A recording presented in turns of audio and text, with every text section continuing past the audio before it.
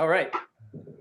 Welcome back to Bogey Proof. Kind of our first experience talking to some of our friends from college, some of them that played a different sport in college or recently discovered the game of golf, and talking to them a little bit about why they appreciate golf, what got them into the game of golf, and kind of where they're at today with the game of golf. So we've got our good friend Bryan Previte on with us today. He played baseball at our school, and I would say we all can pretty much agree that whether it was a Busch Light or some Rubinoff, he always provided some great commentary, no matter what we were doing, having some drinks together, and in the morning, in the evening, in the afternoon, whenever it was having a drink, Bryan Previte was always the commentator and always there when we were having a good time. So Bryan, thanks for joining us. Yeah, for real. Thanks for having me. I love what you boys are doing, for sure.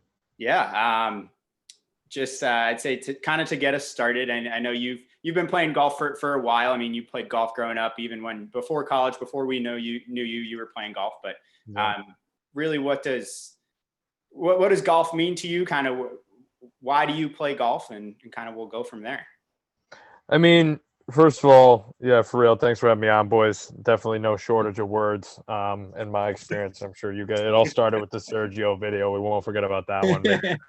Maybe that can get up on here at some point. Yeah, we'll have to tag that video. At some point, yeah, maybe that could be a story video. I'll definitely share that to the community. But golf is just. I've been playing for a while, but it was normally like, especially through college in the last couple of years, it was more just like going out, drinking with the boys and playing and whatever, not really taking it too seriously. And this year, with everything going on and COVID going on, I was like, everyone was saying, you listen to any like big influencer, Gary Vee, whatever it may be, they're all like find a hobby. I'm like, well, I got furloughed in April and Donald Trump is paying me $1,000 a week to sit on my ass. So it's time to play golf, I guess. So that's how it began. This year I definitely have taken it more seriously. I think I've played 106 rounds this year. Something like that. Obviously not all 18 holes and whatever, but 106 times on a golf course and even more so on the range and whatever. Matty F helping me through my journey for sure. Sure. Shaved a lot of strokes off the game just for some casual videos and whatever. But honestly, the mental battle is like the most real thing in the world. Like I'm a person, I definitely battle myself with emotions and stuff like that. And you guys have all seen me at my most emotional states and whatever. But golf is just like going against yourself. I love the fact that you can just never be perfect in golf. Cause like, it's just, I'll always find something new to get pissed about. And I love that, honestly. That's what it does for me. It's my favorite part by far. That's great. I mean, like you said, it's a pretty damn emotional game. And I mean, I think you probably have played more golf this year from the sound of it than all of us. Maybe not, Joe.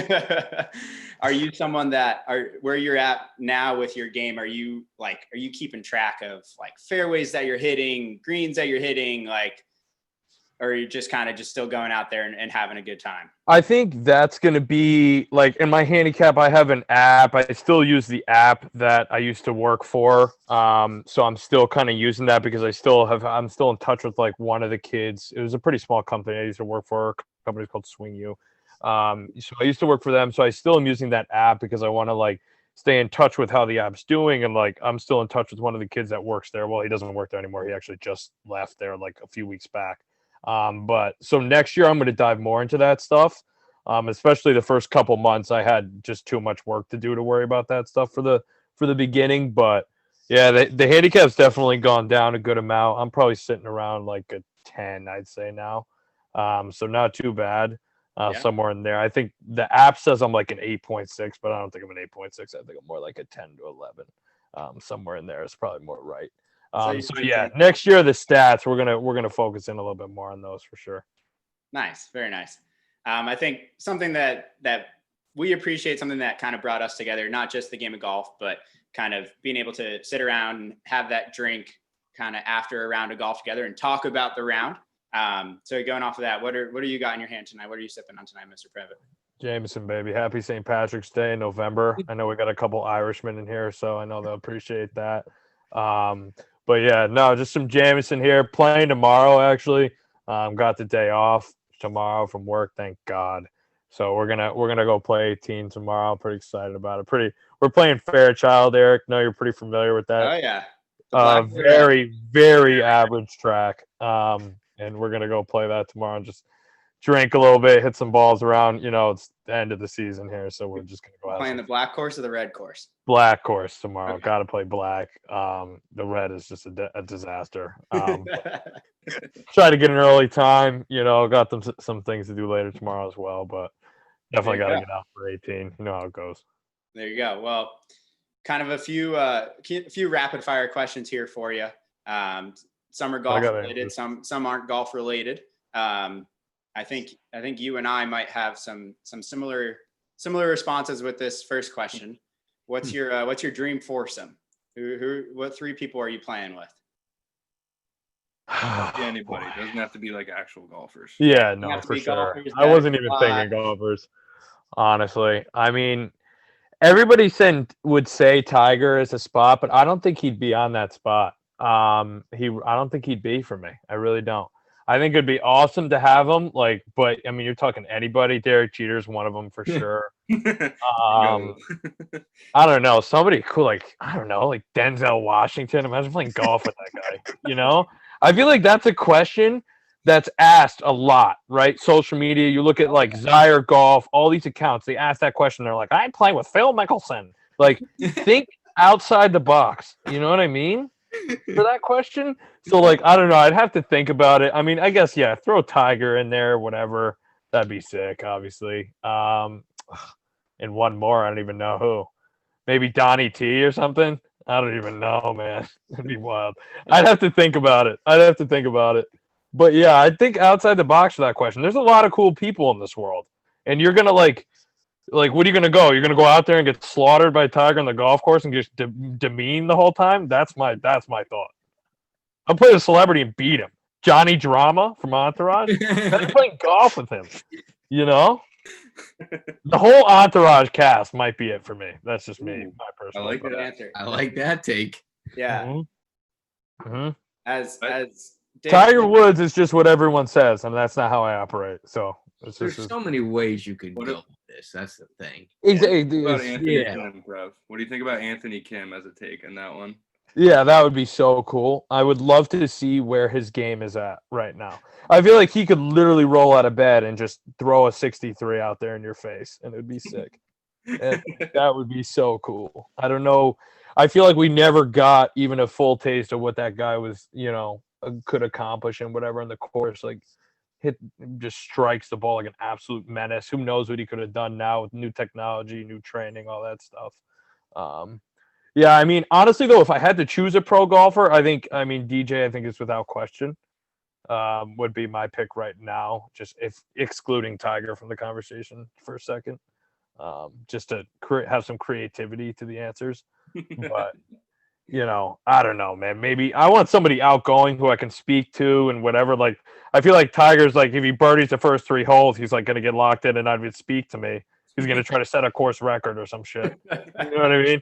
So I don't know. You could, like Joey said, you can go so many different ways with that question. Like, it depends what you're looking for. Like, are you looking to go out there and like ball out or something? Or I think a better way to ask that question, Eric, is if you say you can get like, if you're having at your local course, you like rent out the course, 50-person shotgun, like give me a couple highlights of people you'd invite. You know what I mean? Yeah. So you're not locked into 3 different people. This way you can actually have some creativity. Some like Entourage, big fan. I was watching the clip today. I follow Entourage quotes on Instagram, big fan. And when like they were playing with Tom Brady and Wahlberg and all that shit, like that would be so cool. You know what I mean? Yeah, you get the Entourage foursome in there. You get like the core 4 Yankee foursome in there. Mm-hmm. I have not seen that take yet, Prev, where we ask for a foursome and you give us an outing. But I'm here for it, right? Like outside the box thinker. That's what If we could get an outing going, that would be pretty spectacular. So yeah, I mean, how cool would that be, right? Because like you're a golf fan, right? If you're a diehard golf fan, like I think we all are here, it's like if someone asks what's your dream foursome, you don't say Tiger Woods, people are going to look at you like, what's wrong with you? So it's like, okay, put together an outing. Tiger Woods is a part of it, right? And then you include everybody else that you'd want, Luke Combs at Fontana. I know you're a big Luke Combs fan. Him on a golf course? Like, how cool would that shit be? You know what I'm saying? Awesome. Yeah. Big list. All right. Speaking of golf courses and places that we can play golf, if you were to pack your bags and go on a golf trip tomorrow, whatever the group is, whatever the buddies are that you're going with, where are you going? Assuming the weather is perfect.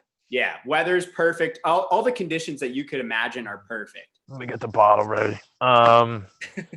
Honestly, okay. So I had, and this is weird because obviously this is relatively local to me, but last year I went down to Liberty National for the Northern Trust and just sitting there with my 19th hole in hand and my sunglasses watching John Rahm and Gary Woodland come up the 16th hole.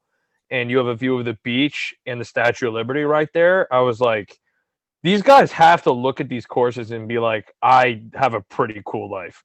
You know what I mean? I get the grind. I get all that. I understand how difficult it was to get to where they're at. But like, I was looking at this view. I'm like, oh my gosh, it's ridiculous. That course was pretty amazing. I'm pretty biased to the courses I've been to and whatever and whatnot. But I don't know, maybe Pebble. I don't like the wind when I play golf. So I'm going to need some no wind. So that's what I'm thinking. Augusta would be cool. I don't know. There's a long list too, man. Long list. I'd say Liberty National is a pretty damn good answer, just given how much you love the city of New York. Yeah, dude, the Statue of Liberty view is that was breathtaking. Like literally breathtaking. When we can all you guys 100% should try to find a way to get down when Northern Trust is probably going to be back there in 2022, and hopefully by then our lives are the same. And that was cool because Eric, I work the company I used to work for, which is Octagon, runs that event. So I actually got through one of the kids I used to play baseball with, we got free parking, free tickets, the whole nine, which made it obviously that much better. And whatever. So yeah, really, really cool experience there and whatever, just all the top guys playing too, which was super cool. Super cool. Yeah, that sounds like a pretty I'm awesome. trying to give some creative answers here. I'm not going to say. I love that. I love that answer. I think Liberty National. I don't think any of the four of us have been to Liberty National, and that's a good one. I like that. Incredible course. It's a newer place that seems pretty awesome. I mean, obviously, breathtaking views everywhere you look, and oh yeah. If you're gonna take the wind out of play, I don't know if you can invite Matt Fontaine. He's a big wind guy. Battle, baby. Give me all the elements. It's where I thrive. All right. And I don't know, to wrap us up here. So you're going out, you're going to play an emergency 9 holes, 4:00 in the afternoon in the middle of the summer. 3 things that go along with that round of golf. What music is playing from your phone in your golf bag? What game is your group playing? and what are you drinking for this 9 holes? It's kind of an emergency 9. Everyone's going to have a drink in their hand. What are you guys drinking? Those are good questions right there. So when I play whenever I'd go, I'd floor it to the course after work during the summer. If I'd be walking, it was always Bob Marley all the time. Keeps me calm. Loved it. But yeah, a little mix. I mean, it kind of depends on the mood. Like I'll do anything. It'll be like Laugh Now, Cry Later by Drake will be bumping, or it'll be just straight country players with some classic rock thrown in there for sure.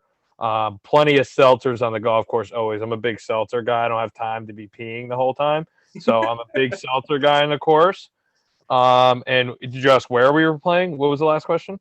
The last question is, what game are you playing? Oh, what game are we playing? I mean, the boys and I would generally do best ball for most of the summer, mixed in Wolf every once in a while. I feel like Wolf is a game where you need to play. I was also playing with Con Haydu, who just started, and some other kids who were just getting better like I was. So Wolf's kind of a tough game. I feel like with higher handicap golfers, I feel like it's a lot more fun when you have kids who can really play. So with this group here, Wolf would be awesome. I feel like So that's a game that I would really like to play more of for sure. Like, give me all the like the Knowing Up boys say, like the Polies and the Sandies and the Birdies. Right. Like, give me all that. I want all of it. That's I the want all of it. same answer I gave. Give me Wolf, throw in a bunch of dots and throw in the Yeah. multipliers and let it get a little crazy. Yeah, exactly. Give me all the Polies and all that shit. All of it. All right. Well, I mean, thanks for taking a little bit of time out of your evening with your Jameson to talk to us a little bit about a game that we all enjoy. I'd say to wrap us up, is there anything that, I don't know, with COVID and kind of with everything crazy going on in the world, is there anything that you've realized with the game of golf that you appreciate more, or anything that COVID really has brought to light for you? Yes. Either in the 100%. game of golf, or it doesn't have to be in the game of golf. It could be outside of the game of golf, but specifically in the last like 8 months. What I've definitely realized, and I'm glad you asked that question because I've been thinking a lot about that actually, that the amount of work you put into anything you do will directly translate in your results. 100%. 100%. I have never worked harder probably on anything in my life that I have in my golf game this year, and it's directly translated. That's all. Like, just a fact. Just a fact. Like, Matt's obviously helped me so much. Just, I take videos. I have so many videos on my phone of me, my terrible swing. So It's do I. disgusting. It's disgusting. So many, and I still don't even know where I'm aiming half the time. It's like, it's absurd. It's absurd. But like, I think back to 2 years ago, like my swing was so bad, maybe a little more, maybe 2.5 years ago, like I legitimately couldn't hit a driver more than 220 yards. And like I'm getting outdriven by kids who I know are like not as strong as me. And I'm like, what's going on right now? And the golf is like the most humbling game in the entire world, I swear. Because it doesn't matter your size, your strength, nothing matters. All that matters is just work ethic and technique. That's it. At least, I mean, if you understand what you're doing and you can put the work in, and like obviously, you go to the gym and all that good stuff on the side, Bryson, obviously, but like you still got to know what you're doing before all that stuff can come. And like, Eric, I'm twice the size of you, but if we played 2 years ago, you'd be hitting 50, 60 yards farther than me, right? That's why this game is awesome, right? That's what I love about it. Great. I love it. Well, again, Bryan, thank you for taking some time to be our first kind of our guinea pig in the venture of talking to some of our friends about the game of golf. And for real. Cheers, sir. Love that you boys are doing this. I think this is awesome. I think a lot of people, to be honest, I think COVID's another thing, is that a lot of people want to do something like this and are a little too afraid of like what other people are thinking and whatever. And COVID has to make you realize that shit really doesn't matter. So love what you guys are doing. I'd love to talk again. We could talk golf gambling all night too. There'll be a lot of golf gambling content in the near future. If you need a gambling guy, I'm definitely interested. Didn't have Robert Strap last week, but hey, what are you gonna do? Bryan, we'll bring you on when we want to chat. DraftKings and maybe we get a Bogey Proof sponsored event on DraftKings, and we kind of let you run the show on that. I will definitely do that. So we can put out a link at some point. Maybe I think we're thinking probably the beginning of the year, having kind of a gambling show to kick us off for 2021, and maybe at that point, if we kind of get our ducks in a row, we can set something up. I think that would be a lot of fun to kick off the new year. For real. So we'll be in touch on that piece, and we'll chat a little business. Yeah. I don't know if anyone's going to have DraftKings lineups on the Mayakoba Classic that I believe is coming up in a week or two. I definitely will, but normal people won't. So, yeah, when the next relevant tournament, let's, anytime you guys want, I'll fire it up. I love it. All right, gentlemen. Well, listen, right. You Thanks, guys Jared. have a good night. Thanks for having me on real quick. I'm going to go play Call of Duty. All right. Cheers, All right, gang. Cheers, boys. Hey, cheers. All Take right. it easy. Later, boys. Good seeing you. Yeah.